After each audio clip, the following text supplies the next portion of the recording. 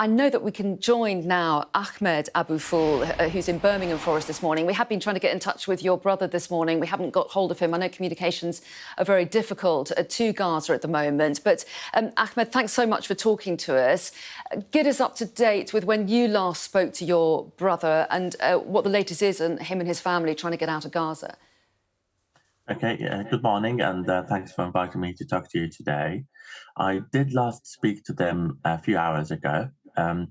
I was awake until 1 a.m. UK time, because that's the time when the daily lists of people that can be evacuated is published by the local authorities in Palestine. So, I had mixed feelings when I first checked that list, because I had part of my family on that list, but not all of them. So my family, the 16 members of my family are trapped in Gaza. They're British nationals or dual nationals, or spouses of dual nationals, including 8 children. Majority will hopefully be evacuated today. They are currently on Rafah crossing, as far as I understand, but 2 children and their mothers, so the wives of my brother, their names are not on the list, so the families will be split, and that's heartbreaking. Some will stay in Gaza for now, and the rest will hopefully be able to get to safety in Egypt, and hopefully we can do our best to get the rest out as soon as possible. Thank you. Yeah, I mean, do you feel encouraged by the fact that there are some of the names of your families on this list, and in the coming days, the rest will follow? Do you feel encouraged? I don't really know how I feel about it, because one of my nephews is 4 months old. His name is on the evacuation list, but his mother is not.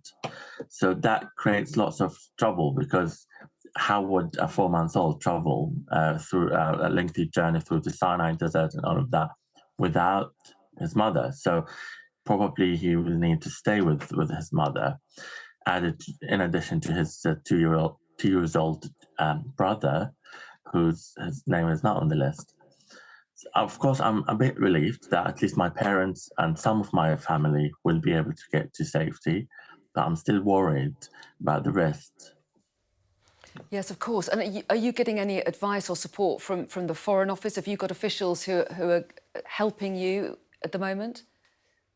I did chat to the crisis line of the Foreign Commonwealth Office last night when we had the list of the evacuation last night, and I did explain that these 4 or 5 names are not on the list, and they said they would try to do the best to see when they can be added, maybe tomorrow, maybe the day after, but there's no guarantee. We don't know. And give us a sense of what the last few days and weeks have been like for your brother and his family and the rest of your family. They have been in the south of Gaza, haven't they? They left Gaza City. So what has the situation been like there for them? What has life been like?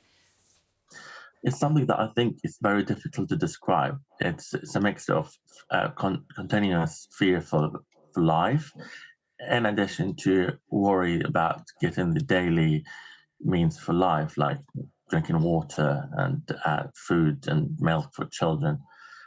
For the last at least 1 week, we're having increasing difficulties in getting these basic supplies. So they had to make long journeys to get drinking water, or to get some bread or whatever. And that was very difficult and risky journeys.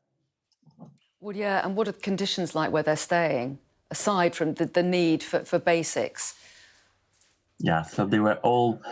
So the current place is the 6th place, and that they went through in the last 2 or 3 weeks because of bombardments. They had to change different places, and the current place is they're staying in one kind of like room basement like setting in an area that they're not familiar with in Rafah city, and with people that they don't know, strangers, because that place belongs to a friend of a friend of a friend. Many people have occupied the other rooms of that place, so there are lots of strangers.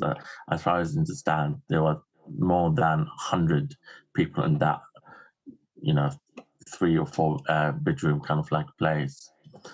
So that was very difficult. Yeah, and do you know, sorry to interrupt, sorry, I was just going to ask you how you feel that they've been coping, because you've also got a wide age range, haven't you, in your family, from infants, as you said, up to more elderly relatives as well. How have they all been dealing with it, do you think?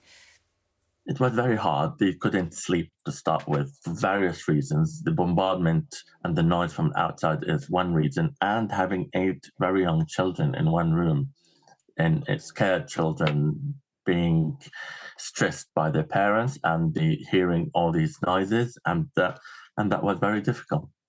And especially in the last few days, when some of these children had some bugs and viruses and fevers, and because they became malnourished eventually, children, they had to be fed, they had to be looked after, and that was very, very difficult to maintain the last few days. Of course. Well, I hope that you get more good news soon, Dr.